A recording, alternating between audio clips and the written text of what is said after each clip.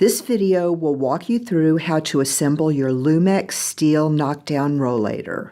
Each rollator comes with a rollator frame with seat and pouch installed, 2 handlebars, 2 handlebar knobs with bolt and washers, a backrest, 4 legs with wheels, 4 leg screw knobs, 4 E-clips, and a user manual. Lay the rollator on its side to install the legs. Install the front legs first, making sure to match the number on both the leg and the frame. Secure each leg with an E-clip and knob. Position the rollator upright on its wheels. Insert the handlebars into the rollator frame. Make sure to have the brake cable on the outside of the frame and secure with bolt, washer, and knob.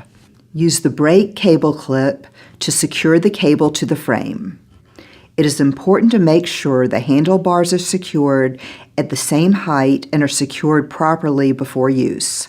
Install the backrest by depressing knobs to release locking pins and insert both ends of the back bar into the frame. When the back bar is in position, release knobs to lock pins in place. Ensure all hardware is tightened properly and that the brakes engage before use. Please make sure to read the entire user manual before use. You are now ready to use your Lumex Steel Knockdown Rollator.